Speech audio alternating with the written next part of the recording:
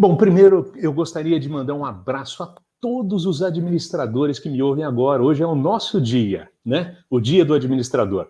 Eu recebi hoje pela manhã, mais cedinho, uma mensagem do nosso presidente do Conselho Regional de Administração, onde ele destaca que o Brasil precisa de menos impostos, zerar corrupção e mais e melhores administradores, que o nosso ambiente de ciência se multiplique e cause efeito. Bom, quando se fala em estratégia e planejamento, Ana Rita, e se coloca o ser humano em primeiro lugar, eu entendo que nós resgatamos alguma coisa que deveria ser o normal. E, por consequência de uma construção de um ideário científico que prioriza a produtividade, o ser humano, na construção da ciência, tanto dos nossos pais clássicos, como mesmo contemporâneos, coloca sempre o ser humano na extensão de um instrumento produtivo, de um recurso produtivo. É curioso imaginar que nós levamos até o tempo presente para trabalhar a questão da humanização do trabalho com o destaque que é devido ao tema. Eu gosto do conceito, Maria Rita, que considera o seguinte: as coisas existem porque as pessoas existem. Logo, o trabalho é um desdobramento da consequência da existência e governança humana sobre o presente tempo, sobre o planeta. Imaginar que qualquer coisa que se chame do que for esteja desassociada a uma relação muito próxima e harmoniosa com o ser humano, é considerar que é alguma coisa que, teoricamente, e mais do que teoricamente, de maneira pragmática, está contraposta à preservação do que faz esse planeta ser o planeta Terra e ter a sua governança humana como prevalência sobre todo o ecossistema existente. Eu atuo já há muitos anos em assessoria consultiva em projetos de expansão, estruturação, recuperação e sucessão empresarial. Sempre quando esses temas são envolvidos, por mais que os números aflorem e nos desafiem a, por exemplo, um processo de recuperação judicial ou extrajudicial, quanto devemos, quais são os credores, qual o planejamento estratégico para resgatar os números e a performance da empresa. Existem tantos senões, tantas interrogações envolvidas nesse processo. Mas, de fato, o que há de mais importante que se deve se considerar de maneira destacada é de que, atrás de uma empresa a ser recuperada, existem sócios gestores, sócios diretores, existem acionistas, existe uma cadeia de fornecedores que também tem as suas consolidações societárias, os seus acoplamentos, seus colegiados societários, os seus interesses envolvidos. Então, imaginar que qualquer coisa que envolva administração, qualquer coisa que envolva governança, e que apenas se resuma na legitimação de obediência, como diria Max Weber, na tradição, na legalidade ou no carisma, elimina, no meu entendimento, elimina a base fundamental que faz o universo que conhecemos ser o que chamamos como o planeta Terra, que é o princípio da governança humana. Eu gostaria de honrar alguns amigos, passando a segunda telinha, considerando que a próxima. Considerando que hoje, e eu tenho certeza que, se não todos, a maior parte deles estão nos assistindo agora, nós nos reunimos por meio de um colegiado, que é o Colegiado de Estratégia e Planejamento. E quando o tema Estratégia e Planejamento, que nós, no nosso agrupamento e colegiado ligado ao Centro do Conhecimento, dividimos em 5 eixos, que trata da estratégia e planejamento do ambiente institucional do administrador, que é coordenado por mim de maneira direta, do ambiente profissional da estratégia e planejamento do administrador, que é coordenado por Magda Paz, uma professora brilhante, que é coordenado no ambiente acadêmico pelo professor Aécio Ribeiro, que é coordenado no ambiente público pela administradora Érica Piedade e no ente privado pelo doutor Alberto Oliveira, nós percebemos que quando tivemos que desafiar o termo humanização dentro de estratégia de planejamento, nós tínhamos que buscar, de alguma forma, desafiar o administrador a pensar não de uma maneira projetada de estratégia de planejamento, mas de uma maneira muito aplicada, muito pragmática, muito prática. E esta é a âncora que eu vou utilizar para ingressar sobre o tema de maneira objetiva na próxima tela. Você muda para mim? Obrigado. Diversos especialistas dizem que existe um novo normal sendo constituído. E esse novo normal trará uma maior humanização ao ambiente de todas as esferas que hoje conhecemos na governança mundial. Interessante perceber que, por mais que isso seja dito, e se imagine que este novo normal, pela vulnerabilidade humana percebida com o advento aí do coronavírus, né? Que essa vulnerabilidade nos tornou um pouquinho mais sensíveis à humanização da tragédia humana, da insuficiência humana, da vulnerabilidade humana. Eu acho muito curioso imaginar que boa parte do momento que vivemos pode ser simbolizado nesta imagem que eu escolhi para esse slide, para essa tela inicial, que mostra um revólver laser que hoje nós aceitamos com a maior naturalidade sendo afixado no nosso lóbulo central aqui, bem no meio da testa, né? Para medir a nossa temperatura. Eu acho curioso perceber que a simbologia deste momento presente, no qual nós nos desafiamos a perceber a maior vulnerabilidade humana e trabalhar sobre ela, ou nos desafiamos de maneira absolutamente brilhante a racionalizar ou trabalhar o conceito de humanização do trabalho, de que muitos dos símbolos e muitas das tarefas que foram introduzidas na nossa rotina, na verdade, ao meu ver, a meu critério, não tem nada de humanização. Pelo contrário, o ato de afixar sobre a nossa testa, aqui no meio da testa, uma espécie de revólver com uma luz laser, é uma comunicação de uma brutalidade desumanizada que eu tenho grande dificuldade de chamar de um novo normal aceitável. Vamos passar para a próxima tela. Pode ser? Obrigado. Humanizar, conceitualmente, Maria Rita, administradores que me ouvem, humanizar é dar ou adquirir uma condição benévola, uma condição de maior tolerância. Humanizar é quase sinônimo de solidariedade. Humanizar é o contraponto de uma cosmovisão toda digitalizada, aonde eu ouvi a palestra anterior, brilhante, muito curiosa, onde o termo que a Maria Rita usou, é pouco provável que as máquinas nos substituam. É difícil imaginar isso. E eu também acho, viu, Maria Rita? Acho que você está certíssimo. Mas acho muito interessante conceituar de que humanizar é quase um contraponto. É quase que um grito de alerta a uma sistemática administrativa, gestorial, que vocacionada à produtividade ou ganho de produtividade, em muitos momentos considerou o homem ou submeteu o homem a uma relação com o trabalho absolutamente desumanizada. Se você pegar desde o advento da Revolução Industrial, e eu não sou contra a evolução industrial, nem contra a revolução tecnológica, não sou conservador nessa área não, muito pelo contrário. Acredito que o futuro do trabalho é o homem não trabalhar mais, porque o que as máquinas fazem e nos molesta, que as máquinas façam, né?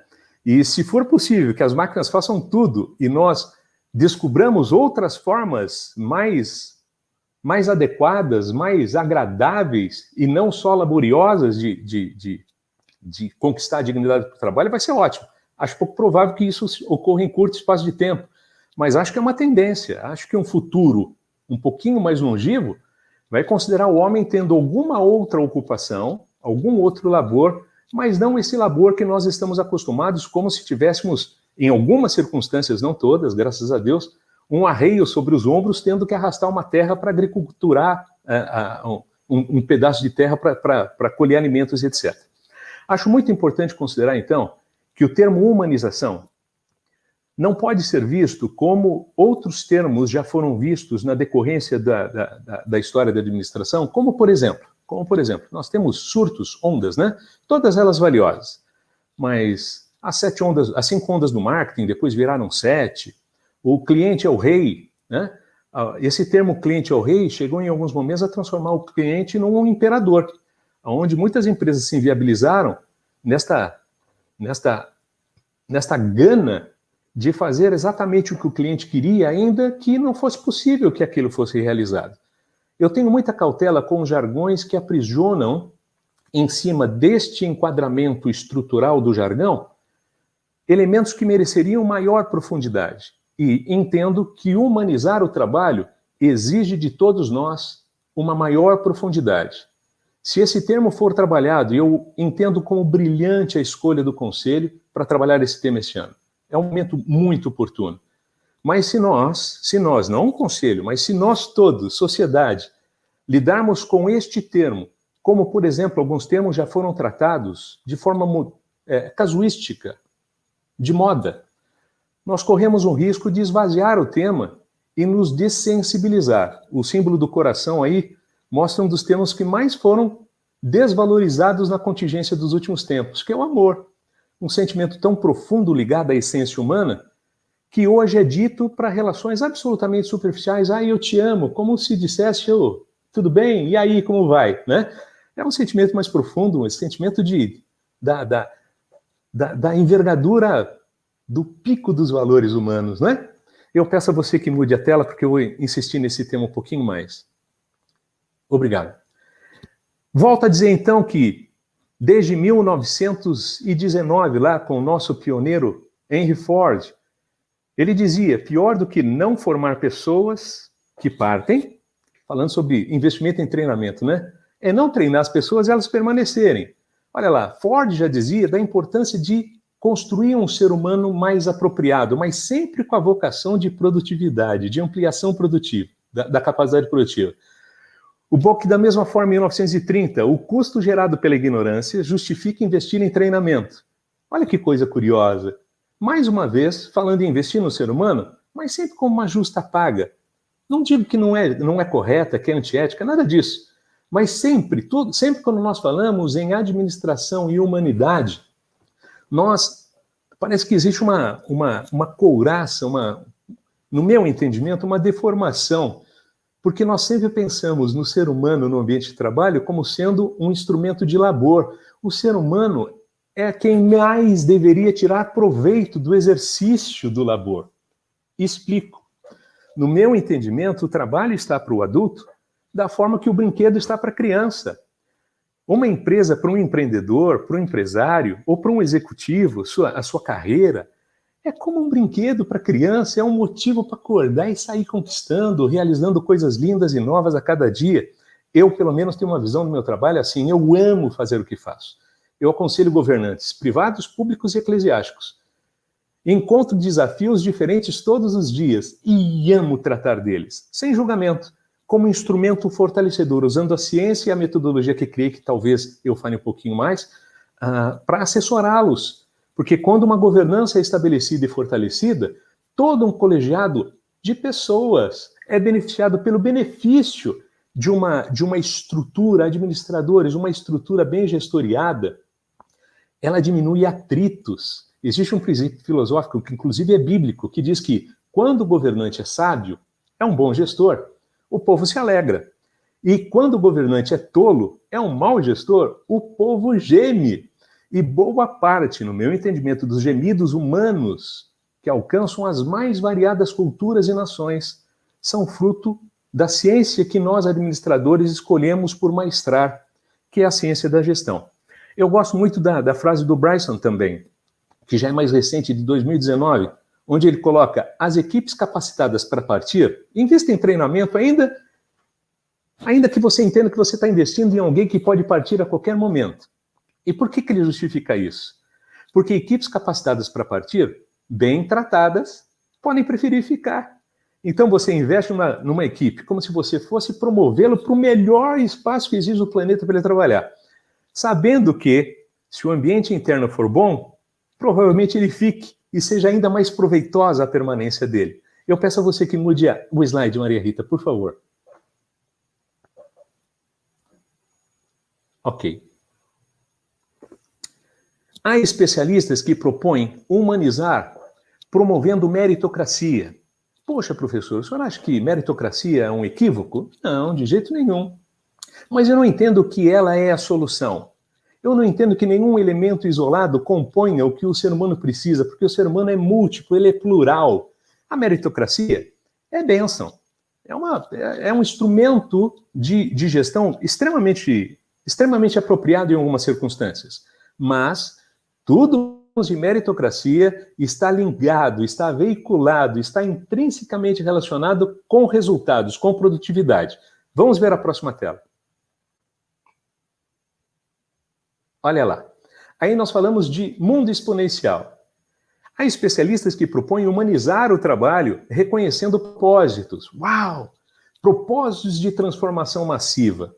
Nada mais democrático, nada mais exponencial, nada mais humano que deixar o propósito gerar, posicionar, estruturar, promover ajustes num ecossistema mundial, uma nova ordem.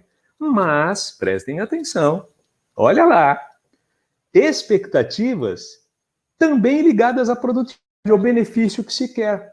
Olha que coisa! Tanto a teoria de sistematização linear como a teoria de sistematização exponencial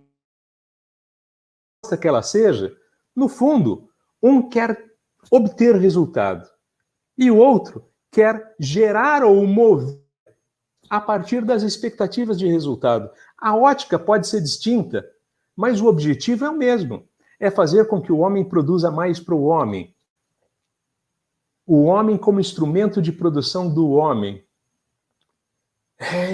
Dá para discutir muita coisa por aí. Por isso eu paro, por enquanto, porque eu tenho só mais alguns minutos e passo para a próxima tela. Obrigado. Este conceito do mapa mundial é um conceito que eu gostaria que os administradores que me ouvissem, que estão me ouvindo agora, reservem, guardem profundamente, para uma reflexão permanente. O mundo, as coisas existem porque as pessoas existem. Se eu pudesse fazer um mapa mundial, faria exatamente do jeito que vejo aí. Pessoas de diferentes culturas, com tons de pele diferentes, falando línguas diferentes, espraiadas por um mundo de maneira mais aglutinada ou mais esparçada, mas todos eles necessitados de uma série de elementos e dispostos ou sobrecarregados de uma responsabilidade, uma grande responsabilidade, que é a responsabilidade de governar sobre todo esse ecossistema do planeta Terra. Passe a próxima tela, Maria Rita, por favor. Existem alguns conceitos de governança humana que se desumanizam totalmente quando exigem inovação sem risco.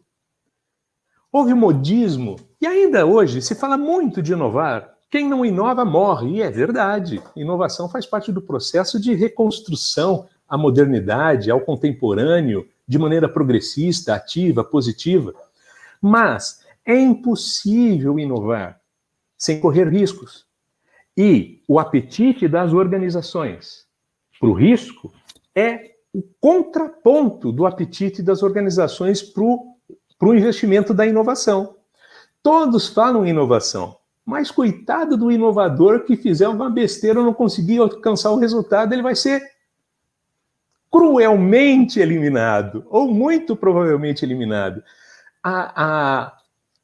O suporte, a paciência dos investidores nos processos científicos de construção de inovação é muito fiduciário, é muito material.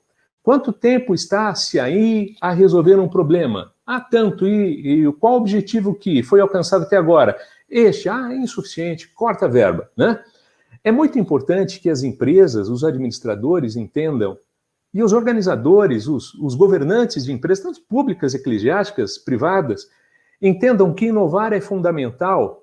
Inovar é uma característica essencialmente humana, porque sistematização robótica sistematiza a informação já existente, sistematiza a coincidência logarítmica de conteúdo já formatado. O que há de novo, as elucubrações humanas, é que abrem o espectro do que nós desconhecemos. É o grande quitute que ainda ninguém provou, né? Mude a tela, Maria Rita, que eu quero passar para um outro conceito muito curioso. A governança humana também se desumaniza ao promover inconsistências. Que inconsistência? Pois uma foto de uma calça aí, professor. Será que o senhor estava certo do que o senhor fez quando escolheu essa imagem? Penso que sim.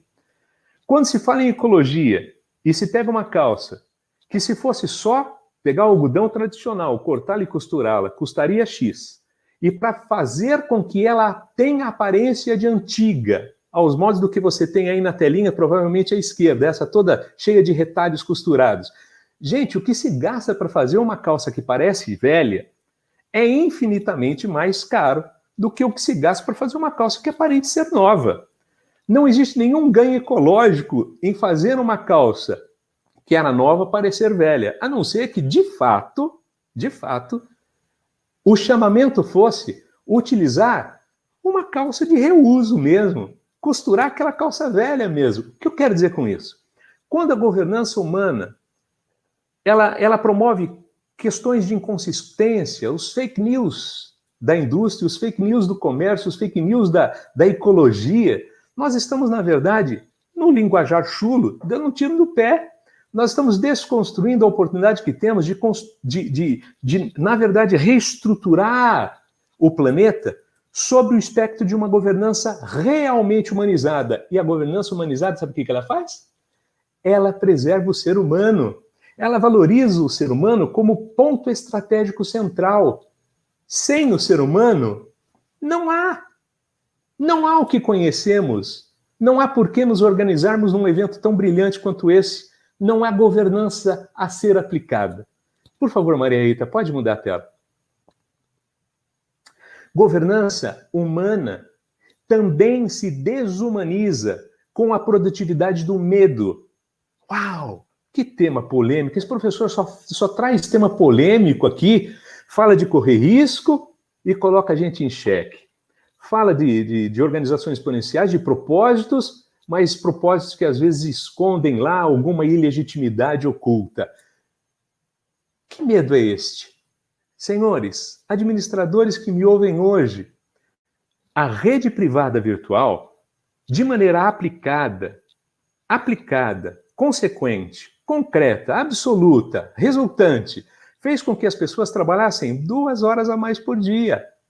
Isso numa escala, olha, embaixo da imagem tem um endereço fonte, que vocês podem, inclusive, caso queiram depois entrar nas redes sociais e me pedirem, a última tela tem as minhas redes sociais e eu mando para vocês.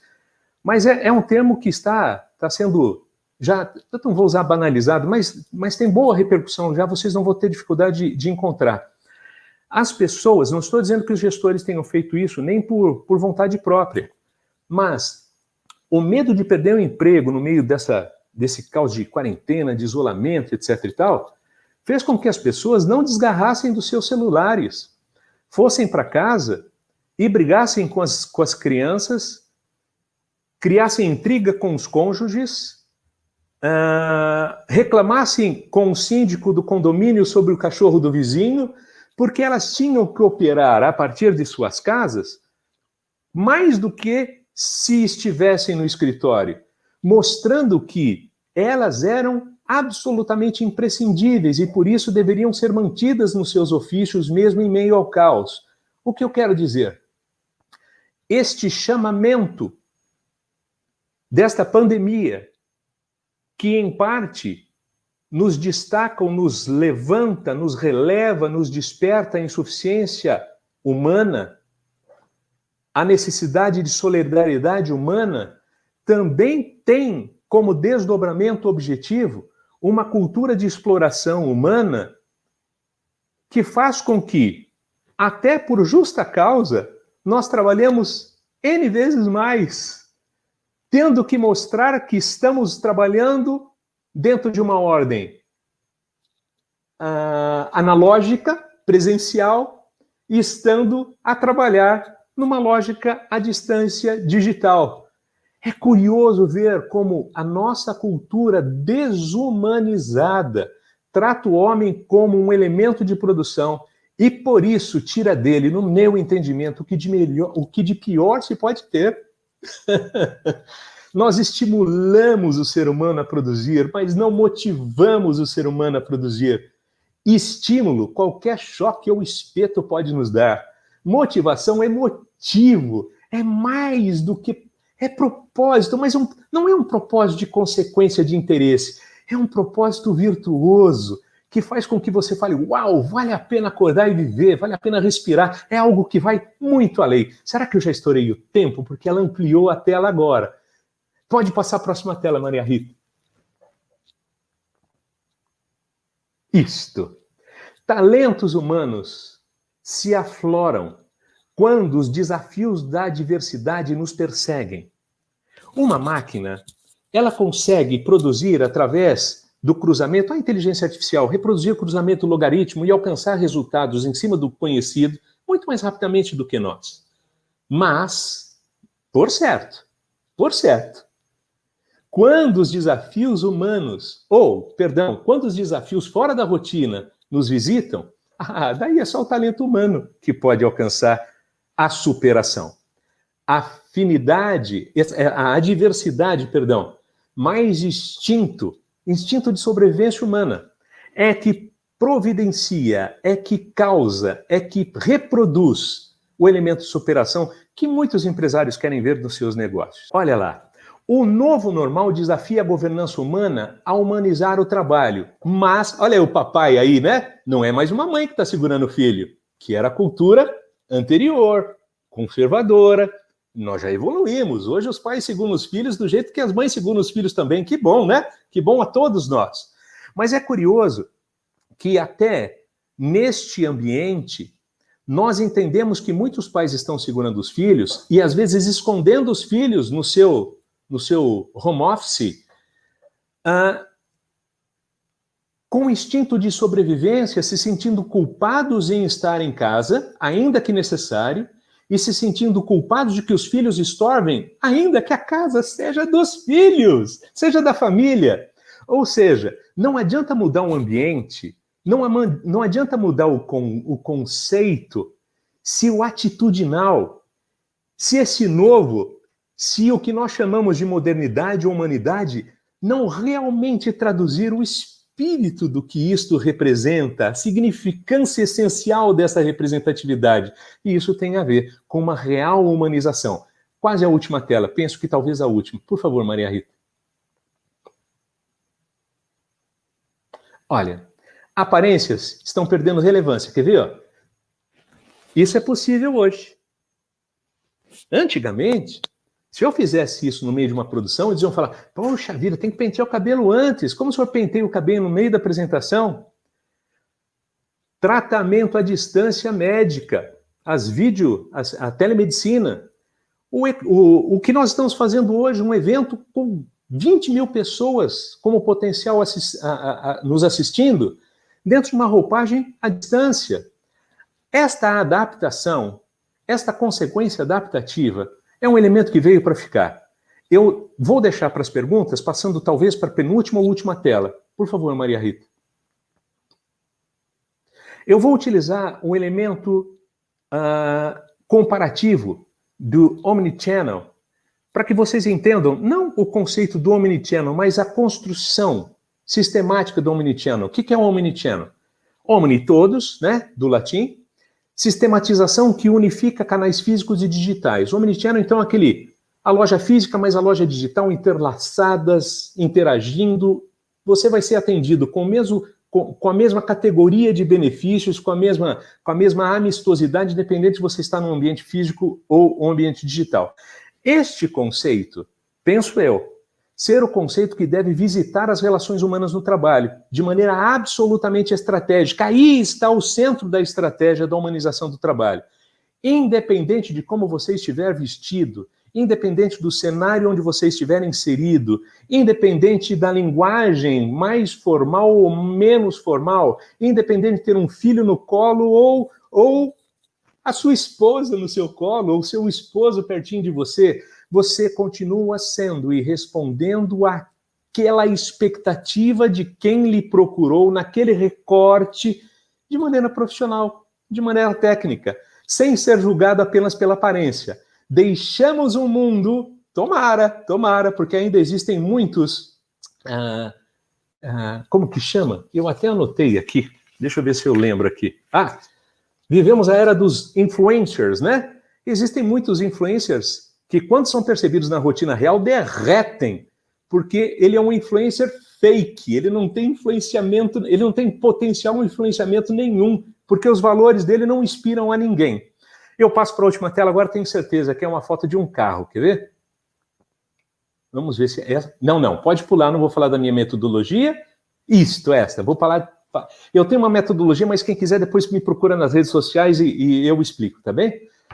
Acho muito curioso ver este carrinho aqui, ó, foi lançado pelo Elon Musk em 2018, dentro de um foguete.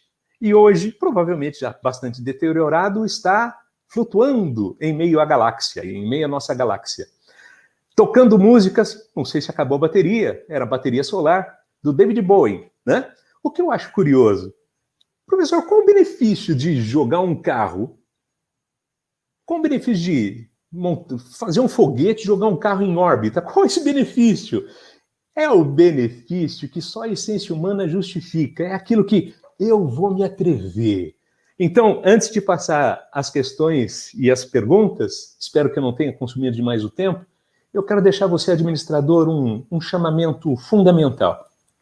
Existem 8 bilhões de pessoas no mundo que precisam acordar, dormir, comer, vestir, estudar, prosperar, realizar sonhos, cantar, fazer apresentações artísticas.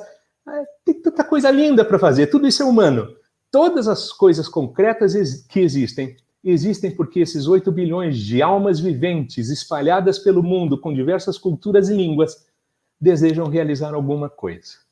Então, não deixe o seu psiquê de medo tomar conta de você, nem esqueça de que a ciência da administração nos possibilita um arcabouço técnico que nos viabiliza conclusões objetivas e pragmáticas que, somadas à essência das intenções e motivações humanas, nos transformam em veículos de transformação para bem e para melhor. Eu encerro essa introdução e quero ver se dá tempo de responder alguma pergunta, com medo de que elas sejam muito complexas. Aí as minhas redes sociais depois ficam à disposição de vocês ou permanecem enquanto eu falo com a Maria Rita. Maria Rita, eu me atrapalhei um pouquinho no início, mas deu tudo certo aí ou não?